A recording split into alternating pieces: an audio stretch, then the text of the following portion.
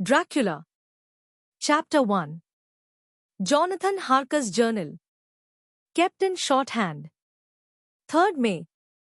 Bistritz left Munich at 8:35 p.m. on 1st May, arriving at Vienna early next morning. Should have arrived at 6:46, but train was an hour late. Budapest seems a wonderful place, from the glimpse which I got of it from the train and the little I could walk through the streets.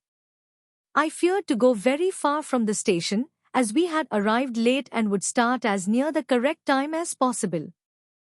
The impression I had was that we were leaving the west and entering the east, the most western of splendid bridges over the Danube, which is here of noble width and depth, took us among the traditions of Turkish rule. We left in pretty good time, and came after nightfall to Klausenburg. Here I stopped for the night at the Hotel Royal. I had for dinner, or rather supper, a chicken done up some way with red pepper, which was very good but thirsty. Mame, get recipe for Mina. I asked the waiter, and he said it was called paprika Hendel, and that, as it was a national dish, I should be able to get it anywhere along the Carpathians.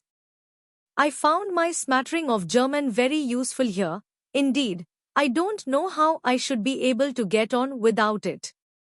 Having had some time at my disposal when in London, I had visited the British Museum and made search among the books and maps in the library regarding Transylvania. It had struck me that some foreknowledge of the country could hardly fail to have some importance in dealing with the nobleman of that country. I find that the district he named is in the extreme east of the country, just on the borders of 3 states, Transylvania, Moldavia and Bukovina, in the midst of the Carpathian Mountains, one of the wildest and least known portions of Europe. I was not able to light on any map or work giving the exact locality of the Castle Dracula, as there are no maps of this country as yet to compare with our own Ordnance Survey maps, but I found that Bistritz, the post town named by Count Dracula, is a fairly well-known place. I shall enter here some of my notes, as they may refresh my memory when I talk over my travels with Mina. In the population of Transylvania there are 4 distinct nationalities, Saxons in the south, and mixed with them the Walaches, who are the descendants of the Dacians, Magyars in the west, and Siklis in the east and north. I am going among the latter, who claim to be descended from Attil and the Huns. This may be so, for when the Magyars conquered the country in the 11th century they found the Huns settled in it. I read that every known superstition in the world is gathered into the horseshoe of the Carpathians, as if it were the center of some sort of imaginative whirlpool. If so, my stay may be very interesting. Mame, I must ask the Count all about them. I did not sleep well, though my bed was comfortable enough, for I had all sorts of queer dreams.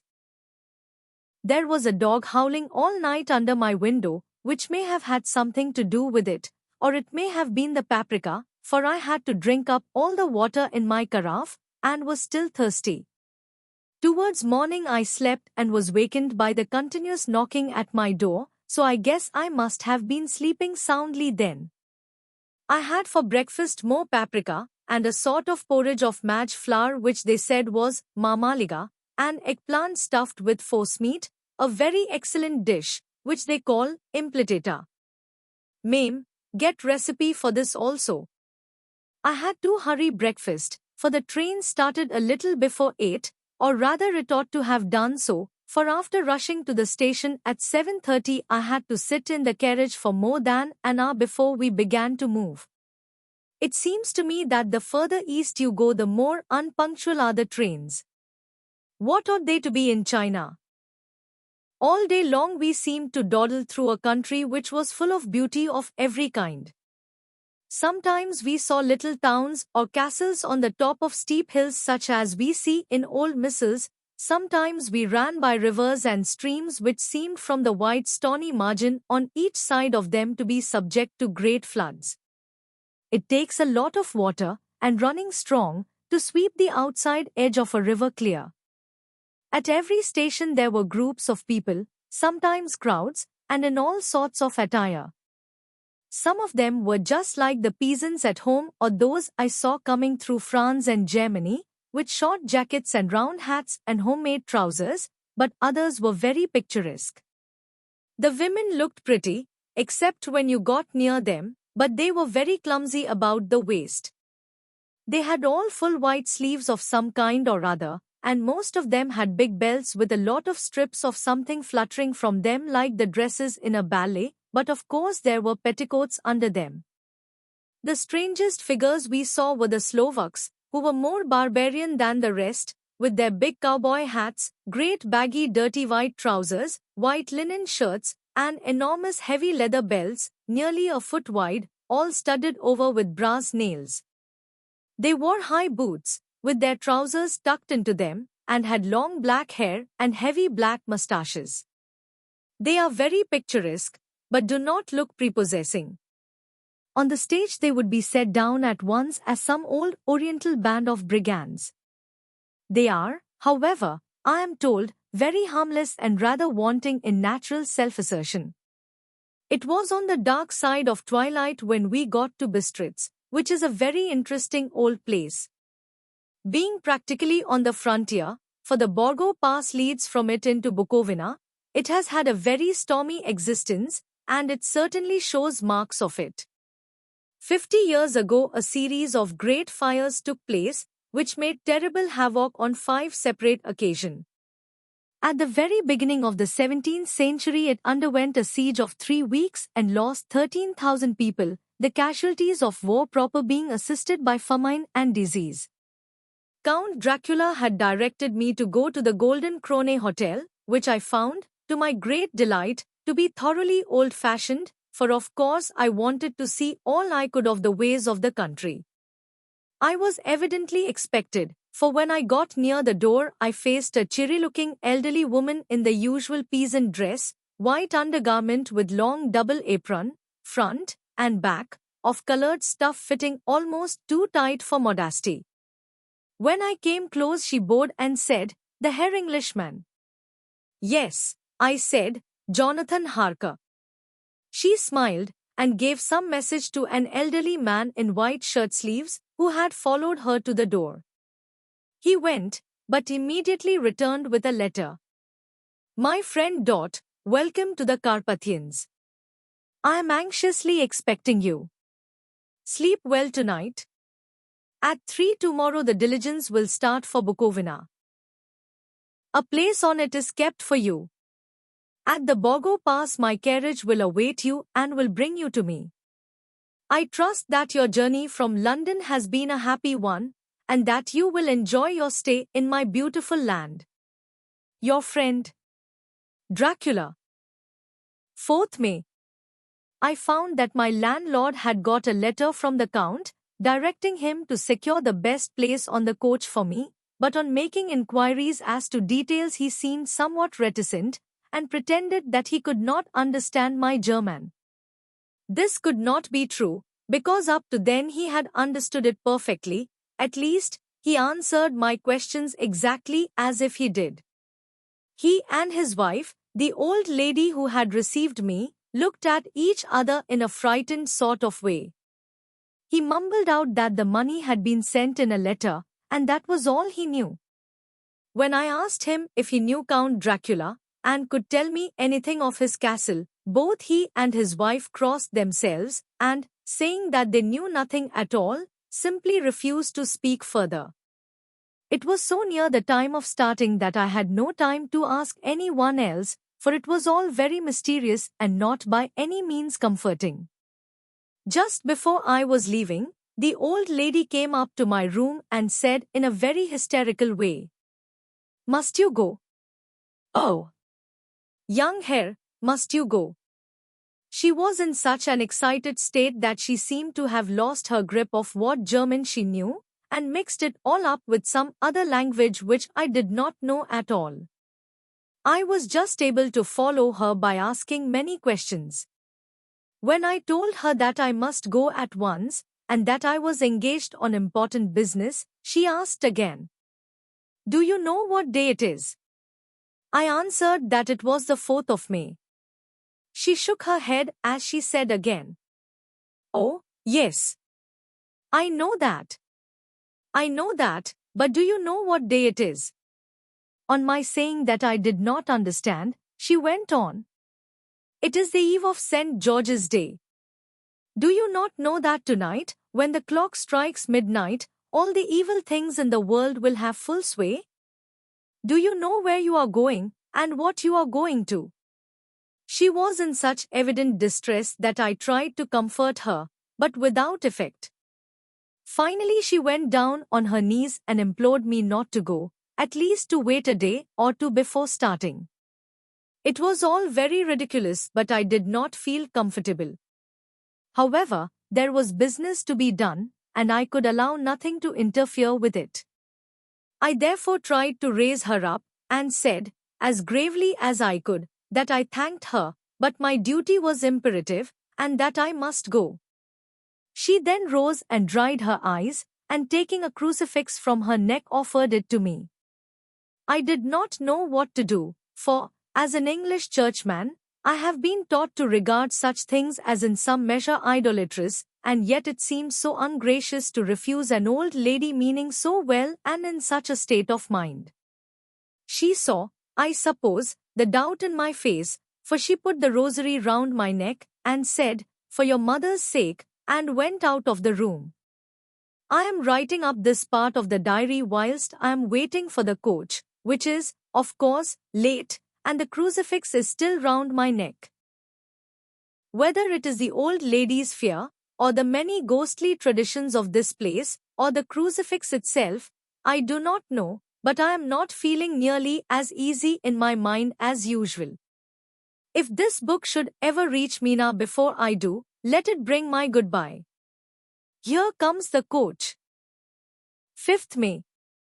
The castle dot, the grey of the morning has passed, and the sun is high over the distant horizon, which seems jagged, whether with trees or hills I know not, for it is so far off that big things and little are mixed. I am not sleepy, and, as I am not to be called till I awake, naturally I write till sleep comes. There are many odd things to put down, and, lest who reads them may fancy that I dined too well before I left Bistritz, let me put down my dinner exactly. I dined on what they called robber steak, bits of bacon, onion, and beef, seasoned with red pepper, and strung on sticks and roasted over the fire, in the simple style of the London cat's meat. The wine was golden mediash, which produces a queer sting on the tongue, which is, however, not disagreeable. I had only a couple of glasses of this, and nothing else. When I got on the coach, the driver had not taken his seat, and I saw him talking with the landlady. They were evidently talking of me, for every now and then they looked at me, and some of the people who were sitting on the bench outside the door, which they call by a name meaning word-bearer, came and listened, and then looked at me, most of them pityingly. I could hear a lot of words often repeated, queer words, for there were many nationalities in the crowd, so I quietly got my polyglot dictionary from my bag and looked them out. I must say they were not cheering to me, for amongst them were Ordog, Satan, Pokol, Hell, Strigoica, Witch, Vrolok, and Velakoslak, both of which mean the same thing, one being Slovak and the other Servian for something that is either werewolf or vampire. Ma'am, I must ask the Count about these superstitions. When we started, the crowd round the inn door, which had by this time swelled to a considerable size, all made the sign of the cross and pointed two fingers towards me. With some difficulty I got a fellow passenger to tell me what they meant. He would not answer at first, but on learning that I was English, he explained that it was a charm or guard against the evil eye. This was not very pleasant for me, just starting for an unknown place to meet an unknown man, but every one seemed so kind-hearted, and so sorrowful, and so sympathetic that I could not but be touched. I shall never forget the last glimpse which I had of the inn-yard and its crowd of picturesque figures, all crossing themselves, as they stood round the wide archway, with its background of rich foliage of oleander and orange trees in green tubs clustered in the centre of the yard. Then our driver, whose wide linen drawers covered the whole front of the box seat, Gotsa, they called them, cracked his big whip over his 4 small horses, which ran abreast, and we set off on our journey. I soon lost sight and recollection of ghostly fears in the beauty of the scene as we drove along, although had I known the language, or rather languages, which my fellow passengers were speaking, I might not have been able to throw them off so easily. Before us lay a green sloping land full of forests and woods, with here and there steep hills, crowned with clumps of trees or with farmhouses, the blank gable end to the road. There was everywhere a bewildering mass of fruit blossom, apple, plum, pear, cherry, and as we drove by I could see the green grass under the trees spangled with the fallen petals. In and out amongst these green hills of what they call here the Mittelland ran the road, losing itself as it swept round the grassy curve, or was shut out by the straggling ends of pine woods, which here and there ran down the hillsides like tongues of flame. The road was rugged, but still we seemed to fly over it with a feverish haste. I could not understand then what the haste meant, but the driver was evidently bent on losing no time in reaching Borgo Prund. I was told that this road is in summertime excellent, but that it had not yet been put in order after the winter snows. In this respect it is different from the general run of roads in the Carpathians, for it is an old tradition that they are not to be kept in too good order. Of old the hospodars would not repair them, lest the Turks should think that they were preparing to bring in foreign troops, and so hasten the war which was always really at loading point. Beyond the green swelling hills of the Mittelland rose mighty slopes of forest up to the lofty steeps of the Carpathians themselves.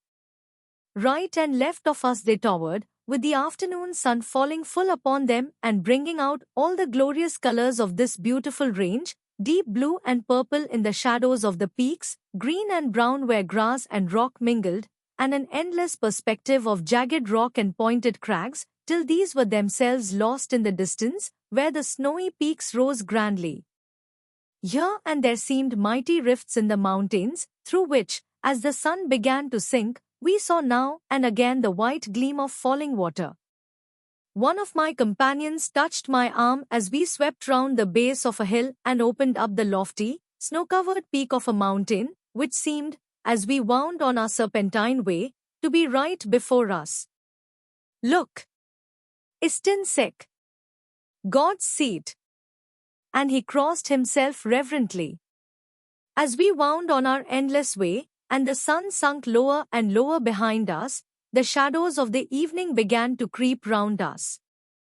This was emphasized by the fact that the snowy mountain top still held the sunset, and seemed to glow out with a delicate cool pink.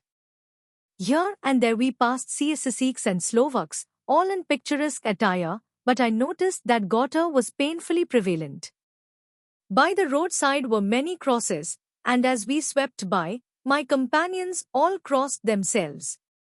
Here and there was a peasant man or woman kneeling before a shrine, who did not even turn round as we approached, but seemed in the self-surrender of devotion to have neither eyes nor ears for the outer world. There were many things new to me, for instance, herricks in the trees, and here and there very beautiful masses of weeping birch, their white stems shining like silver through the delicate green of the leaves. Now and again we passed a Leiterwagen, the ordinary peasant's cart, with its long, snake-like vertebra, calculated to suit the inequalities of the road.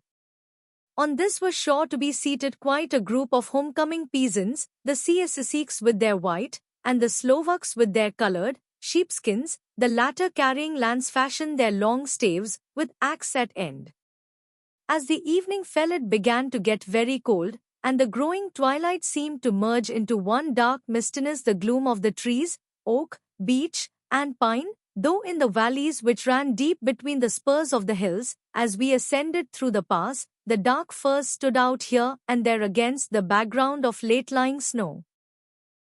Sometimes, as the road was cut through the pine woods that seemed in the darkness to be closing down upon us, great masses of grayness, which here and there bestrewed the trees, produced a peculiarly weird and solemn effect, which carried on the thoughts and grim fancies engendered earlier in the evening, when the falling sunset threw into strange relief the ghost-like clouds which amongst the Carpathians seemed to wind ceaselessly through the valleys. Sometimes the hills were so steep that, despite our driver's haste, the horses could only go slowly. I wished to get down and walk up them, as we do at home, but the driver would not hear of it. "No, no," he said, "you must not walk here, the dogs are too fierce," and then he added, with what he evidently meant for grim pleasantry, for he looked round to catch the approving smile of the rest, "and you may have enough of such matters before you go to sleep." The only stop he would make was a moment's pause to light his lamps. When it grew dark there seemed to be some excitement amongst the passengers, and they kept speaking to him, one after the other, as though urging him to further speed. He lashed the horses unmercifully with his long whip, and with wild cries of encouragement urged them on to further exertions. Then through the darkness I could see a sort of patch of grey light ahead of us, as though there were a cleft in the hills. The excitement of the passengers grew greater, the crazy coach rocked on its great leather springs, and swayed like a boat tossed on a stormy sea. I had to hold on. The road grew more level, and we appeared to fly along. Then the mountains seemed to come nearer to us on each side and to frown down upon us. We were entering on the Borgo Pass. One by one several of the passengers offered me gifts, which they pressed upon me with an earnestness which would take no denial. These were certainly of an odd and varied kind, but each was given in simple good faith, with a kindly word, and a blessing, and that strange mixture of fear-meaning movements which I had seen outside the hotel at Bistritz, the sign of the cross and the guard against the evil eye. Then, as we flew along, the driver leaned forward, and on each side the passengers, craning over the edge of the coach, peered eagerly into the darkness. It was evident that something very exciting was either happening or expected, but though I asked each passenger, no one would give me the slightest explanation. This state of excitement kept on for some little time, and at last we saw before us the pass opening out on the eastern side. There were dark, rolling clouds overhead, and in the air the heavy, oppressive sense of thunder. It seemed as though the mountain range had separated two atmospheres, and that now we had got into the thunderous one. I was now myself looking out for the conveyance which was to take me to the Count. Each moment I expected to see the glare of lamps through the blackness, but all was dark. The only light was the flickering rays of our own lamps, in which the steam from our hard-driven horses rose in a white cloud. We could see now the sandy road lying white before us, but there was on it no sign of a vehicle. The passengers drew back with a sigh of gladness, which seemed to mock my own disappointment. I was already thinking what I had best do, when the driver, looking at his watch, said to the others something which I could hardly hear. It was spoken so quietly and in so low a tone, I thought it was an hour less than the time. Then turning to me, he said in German worse than my own, "There is no carriage here. The Herr is not expected after all. He will now come on to Bukovina, and return tomorrow or the next day, better the next day." Whilst he was speaking the horses began to neigh and snort and plunge wildly, so that the driver had to hold them up. Then, amongst a chorus of screams from the peasants and a universal crossing of themselves, a calèche, with 4 horses, drove up behind us, overtook us, and drew up beside the coach. I could see from the flash of our lamps, as the rays fell on them, that the horses were coal-black and splendid animals. They were driven by a tall man, with a long brown beard and a great black hat, which seemed to hide his face from us. I could only see the gleam of a pair of very bright eyes, which seemed red in the lamplight, as he turned to us. He said to the driver, "You are early tonight, my friend." The man stammered in reply. The English Herr was in a hurry, to which the stranger replied, "That is why, I suppose, you wished him to go on to Bukovina." You cannot deceive me, my friend. I know too much, and my horses are swift. As he spoke, he smiled, and the lamplight fell on a hard-looking mouth, with very red lips and sharp-looking teeth, as white as ivory. One of my companions whispered to another the line from Burger's Lenore. Den die Toten reiten schnell? For the dead travel fast. The strange driver evidently heard the words, for he looked up with a gleaming smile. The passenger turned his face away, at the same time putting out his two fingers and crossing himself. "Give me the hare's luggage," said the driver, and with exceeding alacrity my bags were handed out and put in the carriage. Then I descended from the side of the coach. As the carriage was close alongside, the driver helping me with a hand which caught my arm in a grip of steel, his strength must have been prodigious. Without a word he shook his reins, the horses turned, and we swept into the darkness of the pass. As I looked back I saw the steam from the horses of the coach by the light of the lamps, and projected against it the figures of my late companions crossing themselves. Then the driver cracked his whip and called to his horses, and off they swept on their way to Bukovina. As they sunk into the darkness I felt a strange chill, and a lonely feeling came over me, but a cloak was thrown over my shoulders, and a rug across my knees, and the driver said in excellent German, "The night is chill, mein Herr, and my master the Count bade me take all care of you. There is a flask of Slivovitz, the plum brandy of the country, underneath the seat, if you should require it." I did not take any, but it was a comfort to know it was there all the same. I felt a little strangely, and not a little frightened. I think had there been any alternative I should have taken it, instead of prosecuting that unknown night journey. The carriage went at a hard pace straight along, then we made a complete turn and went along another straight road. It seemed to me that we were simply going over and over the same ground again, and so I took note of some salient point, and found that this was so. I would have liked to have asked the driver what this all meant, but I really feared to do so, for I thought that, placed as I was, any protest would have had no effect in case there had been an intention to delay. By and by, however, as I was curious to know how time was passing, I struck a match, and by its flame looked at my watch. It was within a few minutes of midnight. This gave me a sort of shock, for I suppose the general superstition about midnight was increased by my recent experiences. I waited with a sick feeling of suspense. Then a dog began to howl somewhere in a farmhouse far down the road, a long, agonized wailing, as if from fear. The sound was taken up by another dog, and then another and another, till, borne on the wind which now sighed softly through the pass, a wild howling began, which seemed to come from all over the country, as far as the imagination could grasp it through the gloom of the night. At the first howl the horses began to strain and rear, but the driver spoke to them soothingly, and they quieted down, but shivered and sweated as though after a runaway from sudden fright. Then, far off in the distance, from the mountains on each side of us began a louder and a sharper howling, that of wolves, which affected both the horses and myself in the same way, for I was minded to jump from the carriage and run, whilst they reared again and plunged madly, so that the driver had to use all his great strength to keep them from bolting.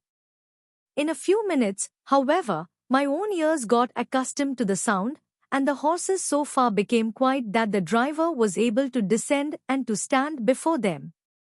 He petted and soothed them, and whispered something in their ears, as I have heard of horse-tamers doing, and with extraordinary effect, for under his caresses they became quite manageable again, though they still trembled.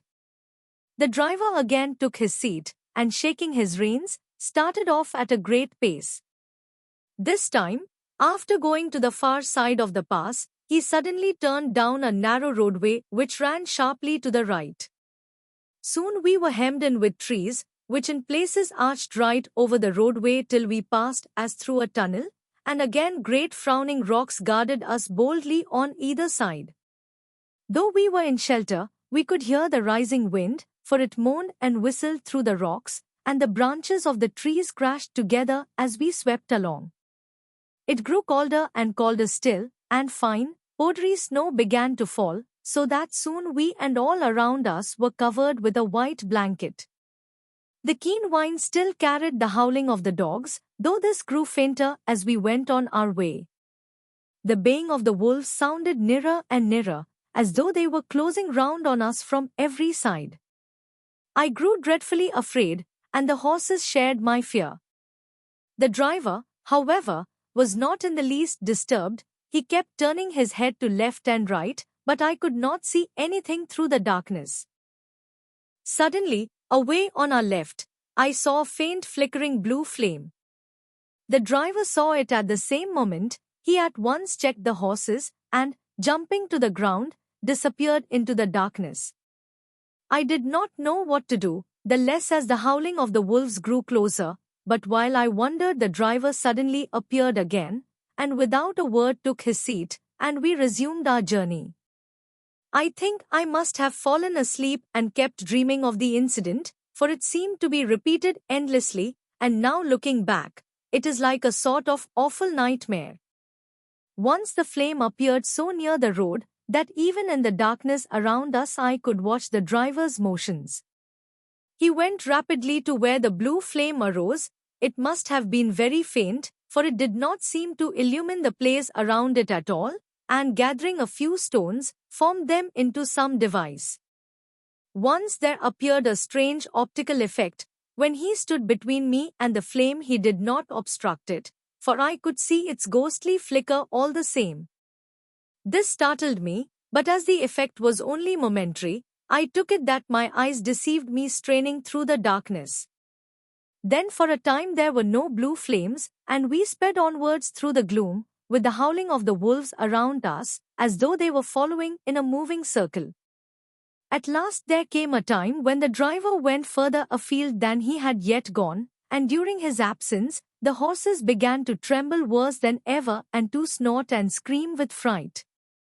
I could not see any cause for it, for the howling of the wolves had ceased altogether, but just then the moon, sailing through the black clouds, appeared behind the jagged crest of a beetling, pine-clad rock, and by its light I saw around us a ring of wolves, with white teeth and lolling red tongues, with long, sinewy limbs and shaggy hair. They were 100 times more terrible in the grim silence which held them than even when they howled. For myself, I felt a sort of paralysis of fear. It is only when a man feels himself face to face with such horrors that he can understand their true import. All at once the wolves began to howl as though the moonlight had had some peculiar effect on them. The horses jumped about and reared, and looked helplessly round with eyes that rolled in a way painful to see, but the living ring of terror encompassed them on every side, and they had perforce to remain within it. I called to the coachman to come, for it seemed to me that our only chance was to try to break out through the ring and to aid his approach. I shouted and beat the side of the carriage, hoping by the noise to scare the wolves from that side, so as to give him a chance of reaching the trap. How he came there, I know not, but I heard his voice raised in a tone of imperious command, and looking towards the sound, saw him stand in the roadway. As he swept his long arms, as though brushing aside some impalpable obstacle, the wolves fell back and back further still. Just then a heavy cloud passed across the face of the moon, so that we were again in darkness. When I could see again, the driver was climbing into the carriage, and the wolves had disappeared. This was all so strange and uncanny that a dreadful fear came upon me, and I was afraid to speak or move. The time seemed interminable as we swept on our way, now in almost complete darkness, for the rolling clouds obscured the moon. We kept on ascending, with occasional periods of quick descent, but in the main always ascending. Suddenly, I became conscious of the fact that the driver was in the act of pulling up the horses in the courtyard of a vast ruined castle, from whose tall black windows came no ray of light, and whose broken battlements showed a jagged line against the moonlit sky.